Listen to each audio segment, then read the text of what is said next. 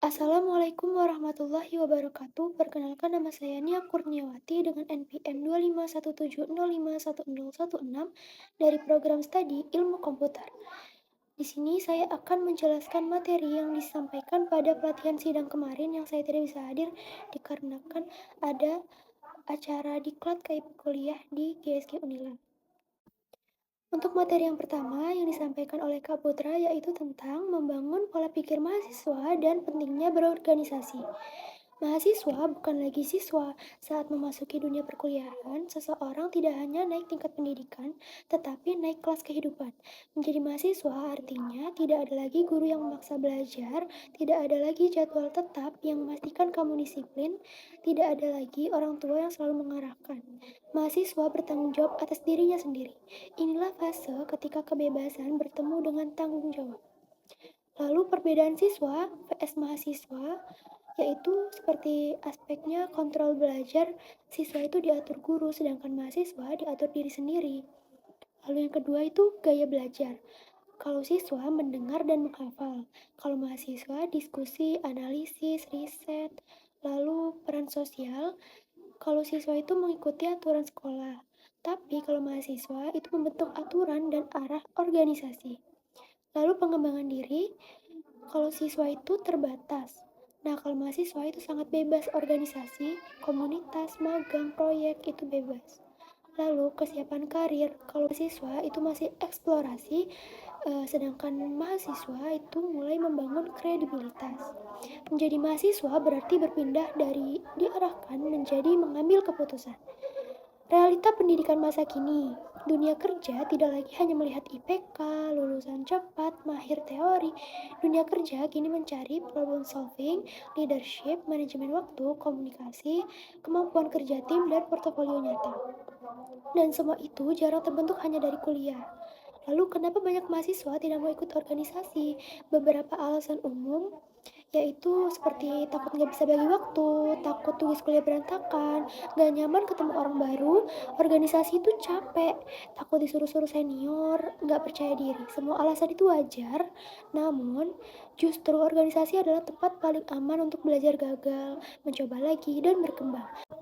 Tanpa organisasi, mahasiswa hanya mendapatkan pengetahuan. Dengan organisasi, mahasiswa mendapatkan keahlian hidup. Lalu, apa sih manfaat nyata organisasi? Yang pertama yaitu membangun pola pikir dewasa. Organisasi memaksa kita untuk menghadapi konflik, mengambil keputusan, mengatur ego, bertanggung jawab atas konsekuensi. Lalu yang kedua, melatih komunikasi. Kita akan belajar berbicara dengan dosen, senior, teman beda karakter, orang luar kampus sekaligus. Ini skill 90% yang mahasiswa tidak miliki. Lalu yang ketiga itu menemukan jati diri. Organisasi membantu kita untuk mengenal apa bakat kita, cara kerja terbaik kita, bidang apa yang kita sukai, bagaimana kita memimpin, dan lain-lain sebagainya. Lalu yang keempat yaitu memperluas relasi atau networking. Relasi ini kelak menjadi akses magang, lowongan kerja, partner bisnis, bantuan di saat skripsi juga bisa.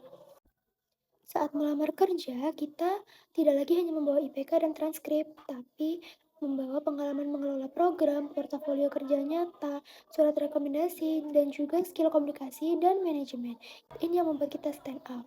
Lalu, organisasi membantu persyaratan magang dan kerja. Perusahaan biasanya menilai pernah memimpin tim, pengalaman organisasi, kemampuan problem solving, kedewasaan emosional, kemampuan komunikasi, pengalaman event, proposal, administrasi, tanggung jawab, dan komitmen. Hampir semuanya hanya bisa dipelajari di organisasi. Lalu belajar dari alumni, setiap pemimpin pernah takut bicara, takut salah, bahkan takut ditolak. Tapi para alumni Makom yang menjadi ketua UKM, pengurus BEM, praktis IT, asisten dosen, startup founder, dan penerima beasiswa semua memulai perjalanan mereka dari langkah kecil berani masuk organisasi. Lalu apa yang harus kita lakukan sekarang? Yang pertama itu tentukan arah, tanyakan pada diri sendiri apa tujuan kita kuliah, skill apa yang ingin kita kuasai, kemana kita ingin melangkah. Lalu yang kedua, berani mengambil langkah kecil, cobalah daftar divisi, ikut rapat, ambil peran kecil, belajar mengatasi rasa takut, dan sebagainya. Lalu yang ketiga, kalahkan rasa tidak percaya diri, Yaitu keberanian itu bukan tidak merasa takut, keberanian adalah tetap bergerak meski takut. Yang keempat, bertanggung jawab atas pilihanmu karena kamu adalah satu-satunya orang yang paling bertanggung jawab atas hidupmu.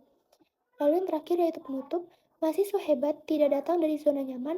Organisasi bukan sekedar tempat sibuk, organisasi adalah tempat ditempa. Jika kamu ingin 4 tahun kuliah yang bermakna, masuklah ke organisasi, ambil peran, bangun pola pikir mandiri, perluas koneksi, bentuk masa depanmu sekarang. Jika kita ingin 4 tahun kuliah kita itu bermakna, yang pertama itu masuklah ke organisasi, yang kedua ambillah peran, lalu bangun pola pikir mandiri, perluas koneksi, dan bentuk masa depan kita sekarang. Lalu materi yang kedua adalah teknik sidang. Sidang adalah forum resmi dalam organisasi yang digunakan untuk membahas isu atau agenda organisasi, menetapkan keputusan bersama, mengevaluasi kinerja organisasi, dan mengatur arah gerak organisasi ke depan.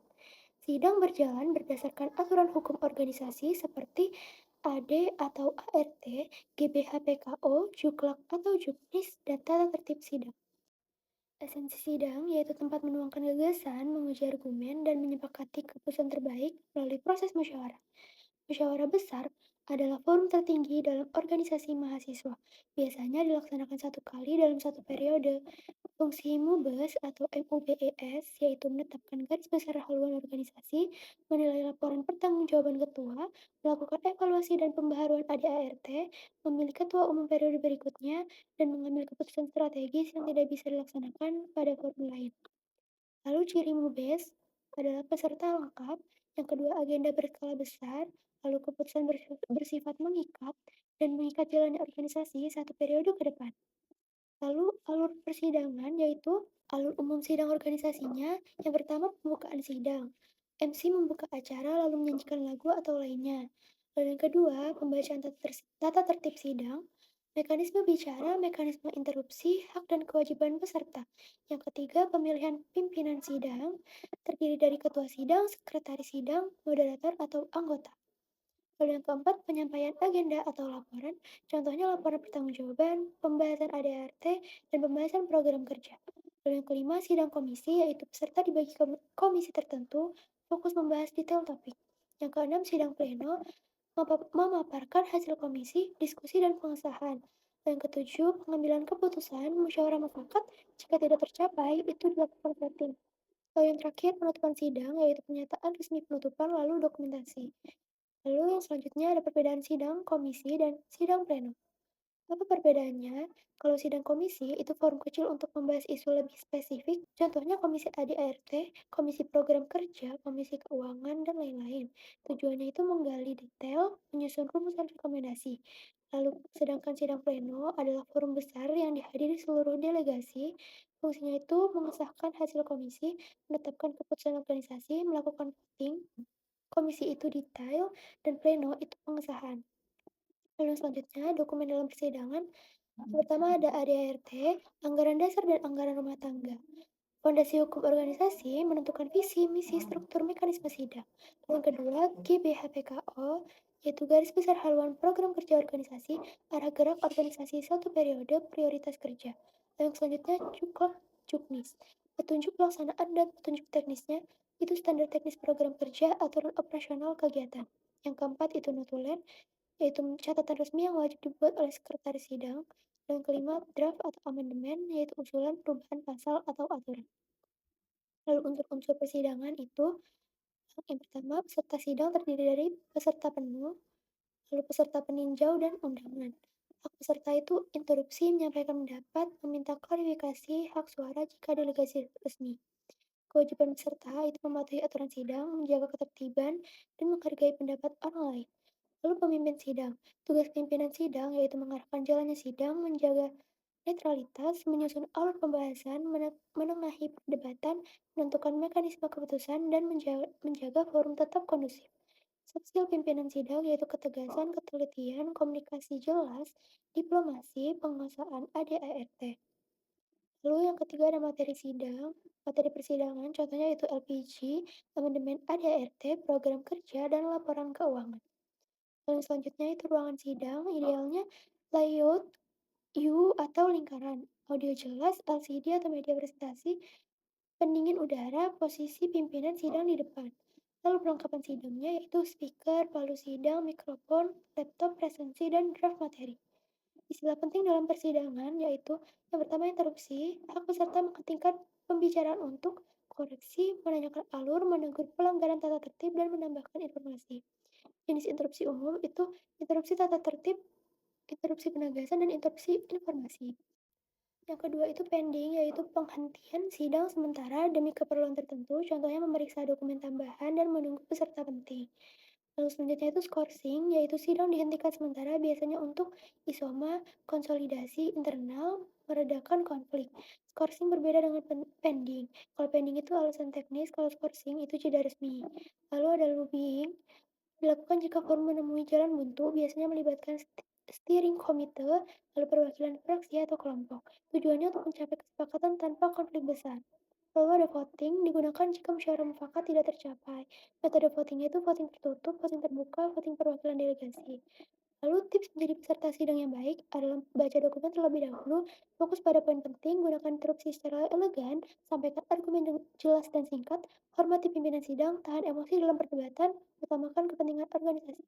Lalu tips menjadi pimpinan sidang profesional yaitu kuasai ADRT, tegas tetapi ramah, kendalikan ruangan, ketahui kapan harus musyawarah, kapan harus voting, dan jangan memihak. Lalu penutup, sidang bukan hanya forum formal, tetapi tempat di mana mahasiswa belajar, berpikir kritis, berargumentasi secara elegan, mengambil keputusan, mengelola konflik, dan bersikap dewasa dalam perbedaan. Seni bersidang adalah seni mendengar, memahami, dan menyatukan berbagai suara menjadi keputusan terbaik. Sekian materi yang saya sampaikan. Saya ucapkan terima kasih. Wassalamualaikum warahmatullahi wabarakatuh.